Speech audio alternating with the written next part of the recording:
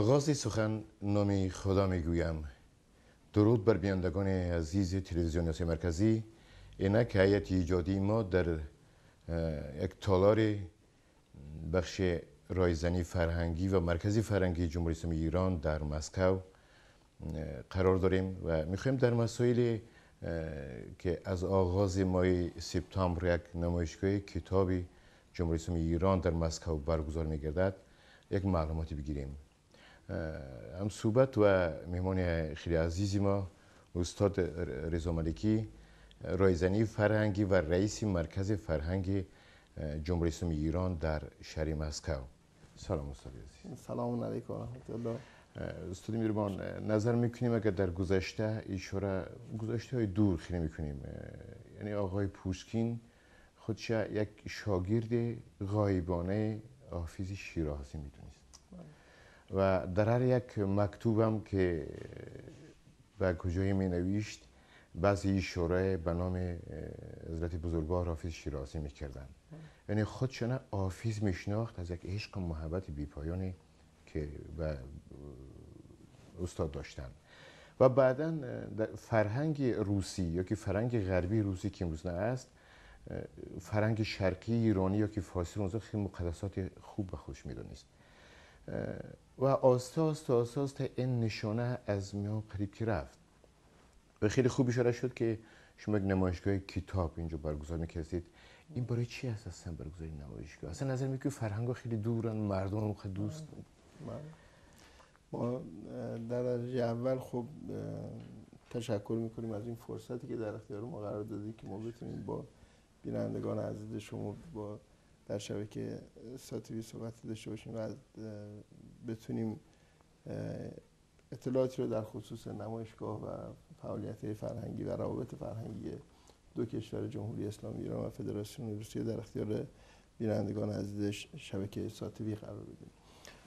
خب من فکر میکنم شاید مقدمه بر فرمایشی که شما داشتین ما به یک نکته مهمی اشاره کنیم که اساساً چرا در شرایط امروز ملت‌ها بیش از گذشته و بیش از هر زمان دیگری نیاز به شناخت از همدیگه دارن. ما در طول تاریخ همواره این نیاز بوده، ولی امروز احساس میشه که ما نیاز داریم که بیشتر همدیگه رو بشناسیم. ملت‌ها همدیگه رو بیشتر باید بشناسن. خب شناخت دیگری از منظر فلسفی و از منظر رویکرد هستی شناسی بخوایم نگاه بکنیم، شناخت دیگری به شناخت خود کمک میکند. یعنی دیگر شناسی به خودشناسی کمک میکند. هر ملتی، هر مردمی، هر جمعیتی برای خودش هویتی داره، اما هویت در کنار هویت‌های دیگه معنا پیدا میکنه. این که در آیات قرآن هم ذکر میشه انا جعلناکم قبائلا و شعوبا لتعارفوا بینکم، این معرفت پیدا کردن نسبت به هم دیگه توصیه است که در قرآن هم ما در اون شاهد هستیم که به این ملت ها رو به این توصیه کردن که همدیگه رو بشناسیم. خب پس ما وقتی همدیگه رو میشناسیم در از خودمون رو بهتر میشناسیم. نکته دوم این که در دنیای پرتحولی که ما داریم و به خصوص در منطقه‌ای که به هر حال آشوبناکه و منطقه‌ای که ما شاهد بعضی از جریان‌های افراطی و تندروی هستیم و جریان‌هایی که تلاش می‌کنن بین ملت‌ها، بین اقوام، بین مذاهب، بین ادیان فاصله ایجاد بکنن، ما نیاز به شناخت به همدیگه داریم که بتونیم همزیستی مسالمت‌آمیزی رو و برادرانه‌ای رو با همدیگه داشته باشیم. این همزیستی چه در بین مسلمانان، چه در بین مسلمانان و غیر مسلمانان، این لازمه زندگی امروزه. این بالاخره بشر در قرن 21 زندگی میکنه و وجود یک همزیستی مسالمت آمیز همراه با صلح و دوستی و محبت لازمه همه جوامع به این آرامش، به این امنیت، به این آسودگی نیاز دارن تا بتونن به پیشرفت و سعادت خودشون برسن. شناخت از همدیگه کمک میکنه که ما به این آرامش و وحدت و انسجام و همزیستی بیشتر برسیم. تشکر استاد، تشکر. خیلی جواب خوب که از این جواب سوالای دیگری پیدا میشن. خیلی خوب. نظرتون استاد، امروز ایران و فارس فرقتی دارن، در اصل که اونها یک معنا دارن، یک هستن. خب اگر این نفر مردم روس یا که غربی اروپایی رو پرسی که مثلا این ایران است، میگه ایران یک کشور جنگجویی است، یک کشور این است اون است، نقص حقوق بشر دارد، نقص سیاستمداراش این است. خب چون میگه که اینا مردم فارس هستن، میگه تحفیظ دارد، سعدی دارد، قالینای خوب دارد، طبیعت خوب دارد. این است. این تیکه کردن از کجاست؟ کی کردینه؟ این اصلا از خارج یا داخل؟ من نمیدونم. من فکر میکنم به هر حال این فرهنگ و این تمدن، به هر حال همه میدونیم که این فرهنگ و تمدن چند هزار ساله است. بشر در طول تاریخ خودش چیزی بزرگتر از فرهنگ نساخته است. جنبه مادی فرهنگ ها که تمدن ها محسوب میشه از فرهنگ کوچکتره. بله. فرهنگ از تمدن بزرگتره، قویتره و بزرگترین برساخته بشر در طول تاریخ فرهنگه. هیچ چیز بالاتر از فرهنگ بشر تا الان به دست نتونسته بسازه. خب مشخصه که بحث فرهنگ و تمدن ایرانی و اسلامی قدمت طولانی داره. ما چندین هزار سال فرهنگ ایرانی داریم که این به یک جغرافیای خاص محدود نمیشه، دامنش بسیار بسیار وسیعه. خب این فرهنگ در دوران اسلامی با 1400 سال تمدن و فرهنگ اسلامی درآمیخته شده و بیش از 1000 سال هم زبان فارسی رو با خودش داره، زبانی که حالا گویش ها، لهجه ها و گرایش های مختلفی رو در مناطق مختلف داره. اما ما این رو فکر میکنیم یک فرهنگ یک پارچه است. این یک فرهنگ کما اینکه در ایران هم همینطوره.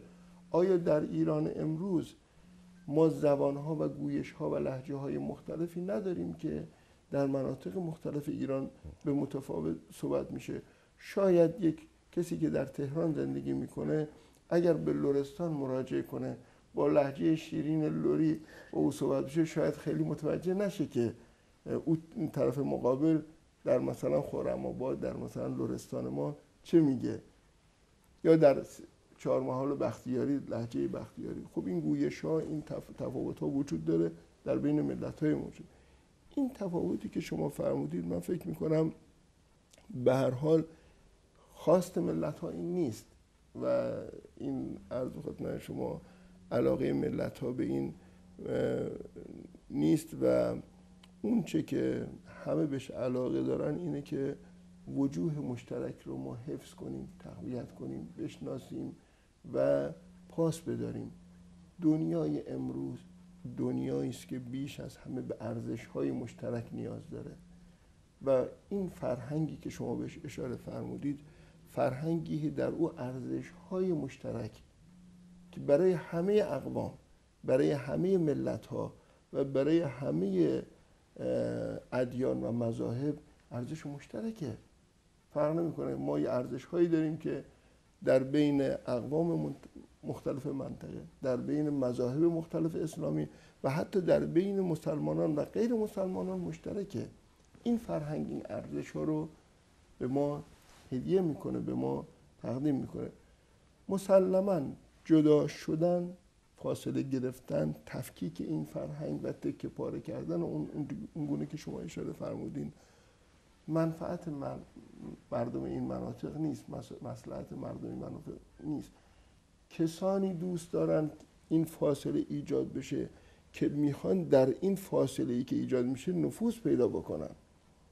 فاصله برای اینه که جای خالی ایجاد بشه که دیگران بیان در اونجا نفوذ پیدا کنن. دیگرانی که به حق خودشان قانع نیستند. اگر کسی به حق خودش قانع باشه هیچ وقت نمیخواد منفعت خودش رو از حساب ملت‌های دیگه به دست بیاره. هر کسی به حق خودش قانع باشه میخواد منفعتش رو از تلاش خودش به دست بیاره. اما در این دنیا متاسفانه دولت‌هایی و گروه‌ها و جریان‌هایی وجود دارن که به حق و حقوق خودشون قانع نیستن، میخوان از حساب ملت‌های دیگه منافع به دست بیارن. در نتیجه فاصله افتادن بین ملت‌ها به نفع اونهاست. و فضای خالی برای نفوذ فرهنگ‌ها و جریان‌های بیگانه به نفع اونهاست. ما باید اتحاد خودمون رو حفظ کنیم، فرهنگ خودمون رو پاس بداریم، هویت و تاریخ مشترک خودمون رو پاس بداریم و بدانیم که چه متاع و چه ارزش بزرگی در اختیار این ملت‌های این منطقه وجود داره. استاد من نظر بر یک چیز کنیم. خطا نکنیم شاید برنارد شاو یک عالم اروپایی که مردم شرق که مردم فارس از 500 نفر شاعر و نویسنده های خودشون 7 نفرشون باعث ستاره بزرگ در جهان این روز است و اما من در میان آن 500 نفر پایین ترینش هستم. این نظر کنید مردم اروپایی چی میگن؟ این یک است.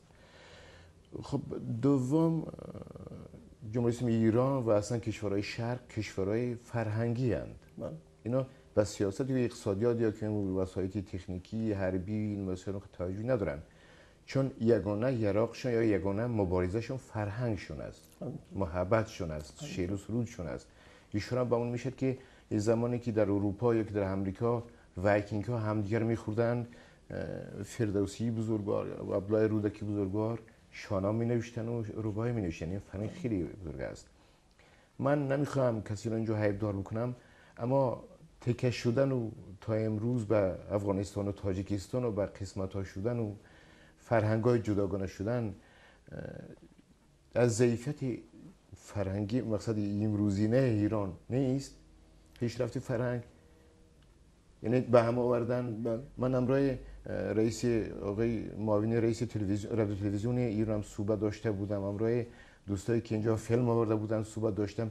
این نکته رو اشاره دائمی کردن که برای چی شما پیوسته با تاجیکستان کم کار میکنید؟ از این دوست ایران باید امروز خیلی در این مسائل پیشرفت کرد، اما ضعیف‌ترش چرا؟ نمیشه این رو رد کرد که به هر حال اون کاری که در ایران در جمهوری اسلامی ایران در حوزه فرهنگی در عرصه بین‌الملل داره انجام میشه، این هنوز نتونست حق مطلب رو ادا کنه.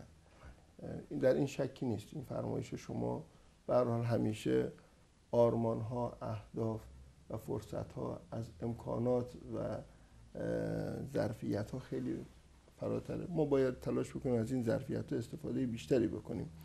به خصوص اون که شما اشاره فرمودین، ما در حوزه زبان و ادبیات بسیار شاهد این قضیه هستیم که علی‌رغم اینکه این یک هویت یکپارچه‌ای رو برای ما ایجاد میکنه، این هویت یکپارچه هیچ خللی به هویت‌های ملی ما وارد نمیکنه.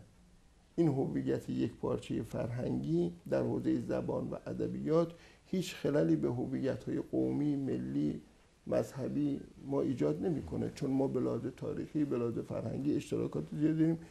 مثل اینکه عرض کردم در خود شما یک کشور واحد هم اقوام مختلف و میبینید.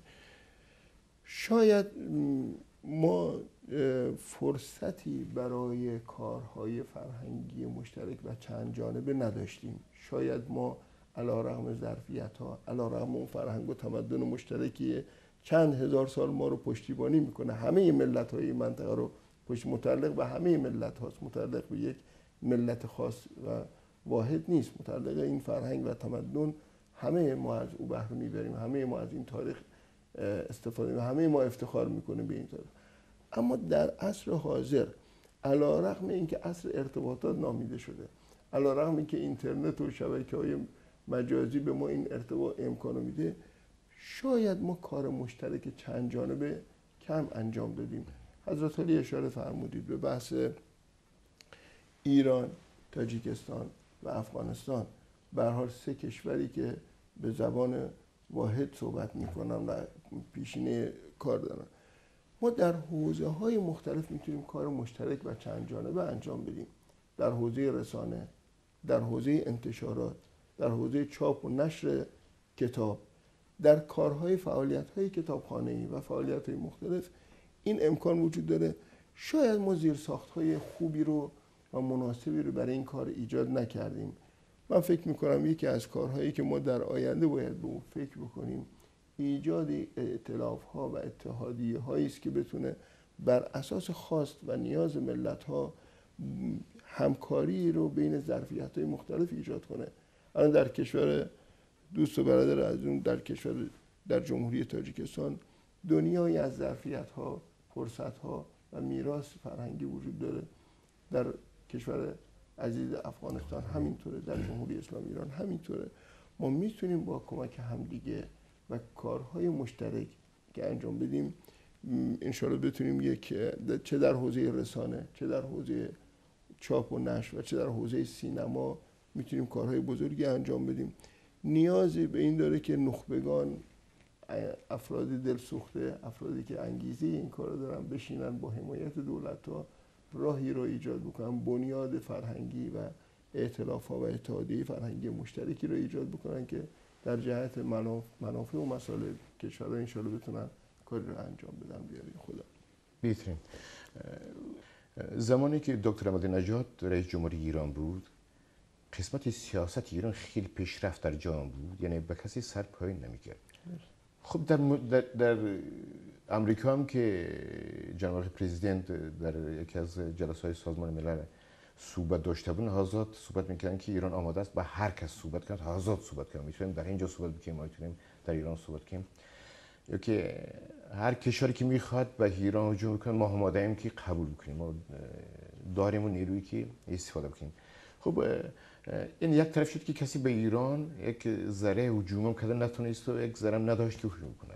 چون از طرف دیگر جناب آقای حسن روحانی رئیس جمهور محترم امروزین ایران آمدن از طریق معاشرت فرهنگ معاشرتی دنیا صحبت خیلی جوتن. خب شکل‌های امروز افزای ایران اطراف ایران خیلی آرام است و من فکر میکنم که اون اقتداری که امروز ایران از دو طرف دارد، اگر در استفاده به ساختار یک منطقه خوبی فرهنگی میان کشورهای سابقه که در یک کشور بودن استفاده میکرد، یک چیز خوب میشد. ورنه یک اشاره جهانی سیونیستی هم است که رزیلی ولستوی، یعنی جدا کنو بعد اون سر روی کنو. چیز دیگر اشاره میکنم کشورهای اروپایی که هستن، یک کشورهایی که به هم دیگر هستن، نه پیوستگی زبانی دارن، نه پیوستگی فرهنگی دارن، قومی چیزی نیست، اونا احتیاط میسازن. برای چی احتیاطی میان ما نیست؟ من مایلم به یک نکته اشاره کنم در خصوص فرمایش شما. به هر حال ایران آرمان‌های خودش رو، مردم ایران بعد از پیروزی انقلاب اسلامی در چند سند ارائه کردن و به اون سند رأی دادن و نشون دادن که به دنبال چه هستن، آرمان‌های اونا چه. یکی از بزرگترین و مهمترین اسنادی که مبنای کار در جمهوری اسلامی ایران هست، قانون اساسی جمهوری اسلامی ایرانه. خب در قانون اساسی جمهوری اسلامی ایران که با رأی بسیار بالای مردم به اون رأی دادن، یک اصل وجود دارد به نام اصل 154، اصل شماره 154. در اصل 154 ملت ایران بر اساس باورهای خودش، بر اساس اعتقادات خودش، بر اساس آموزه های اسلامی و آموزه های فرهنگ و تمدن اسلامی ایرانی که داره، اشاره میکنه در اون اصل 154 که ملت ایران خدمت به بشریت رو نمیگه به خدمت به فقط ایرانیان، نمیگه خدمت به فقط مسلمانان، نمیگه فقط خدمت به همسایگان، خدمت به بشریت رو. خدمت به بشریت بحث حرف خیلی بزرگی است. خدمت به بشریت رو آرمان خودش میداند. این در قانون وارد شده. ما به استناد اصل 154 قانون اساسی خودمون ما در خدمت ملت‌های دیگه هستیم. البته قید میکنه همونجا بدون دخالت در امور داخلی کشورها و ملت‌های دیگر، بدون سیاست. بدون سیاست. منظور میشه به فرهنگ بود. به فرهنگ.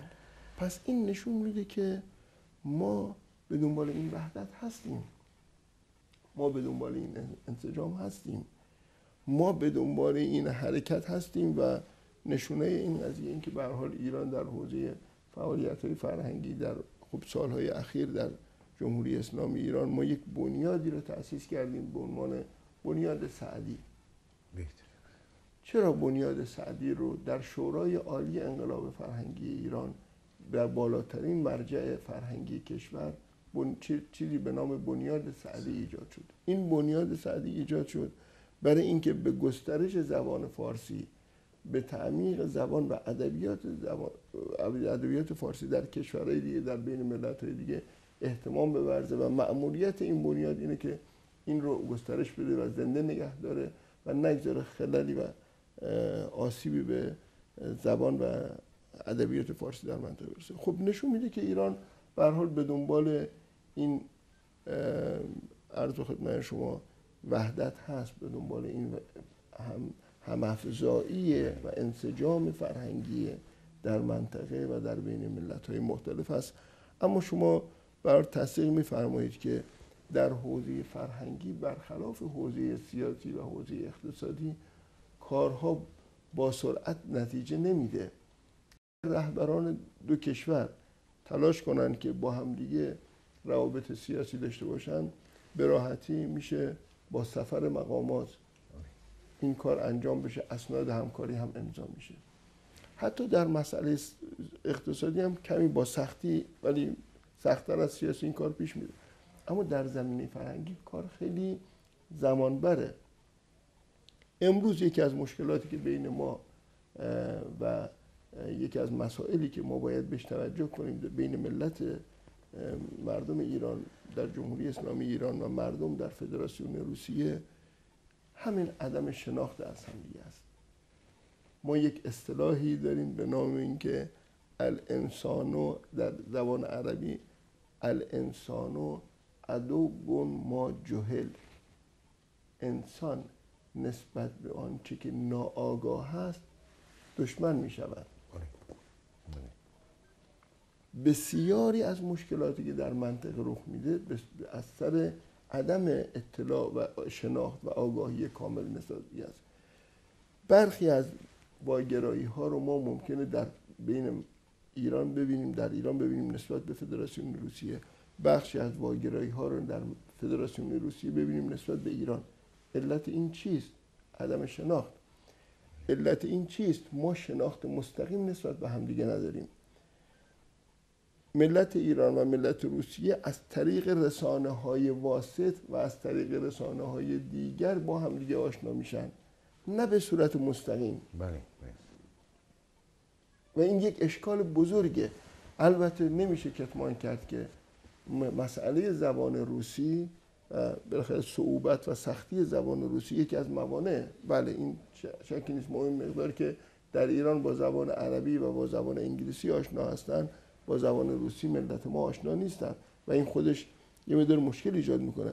اما در طول تاریخ اون زمانی که این ارتباطات و رسانه‌های امروزی نبوده، شما اشاره فرمودید که به هر حال ملت‌ها به خصوص نخبگان از ادبیات، از فرهنگ همدیگه استفاده میکردن.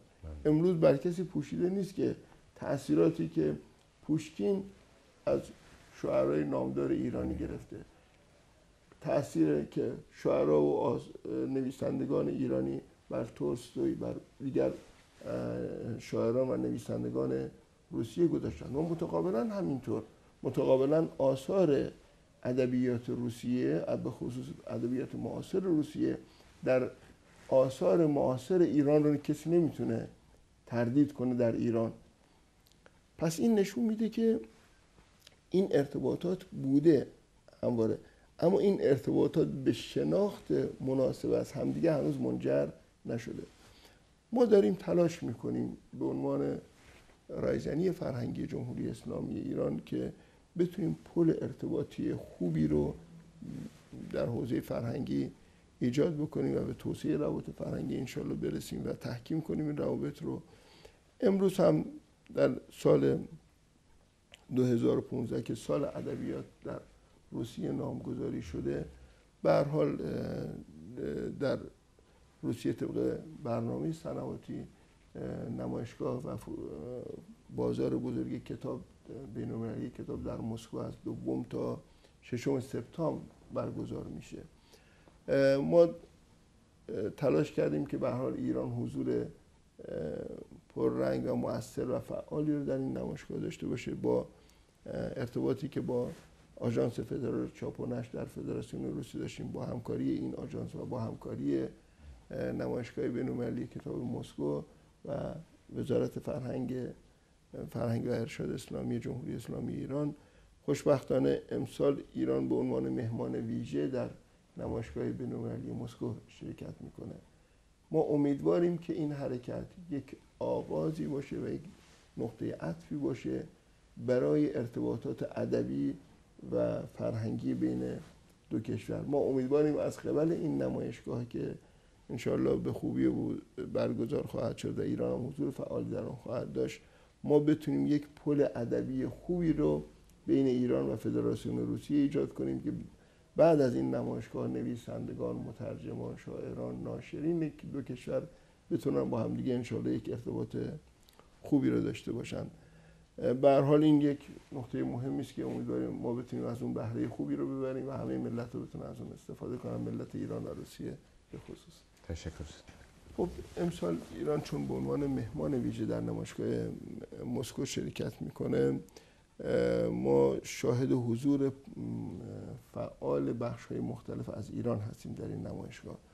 امسال خوشبختانه بیش از 10 گروه از ایران از حوزه‌های فرهنگی، علمی، نویسندگان در این نمایشگاه شرکت میکنن و یادداشت تفاهم همکاری‌های نمایشگاه بین‌المللی کتاب مسکو و نمایشگاه بین‌المللی کتاب تهران در این نمایشگاه به امضا انشالله خواهد رسید.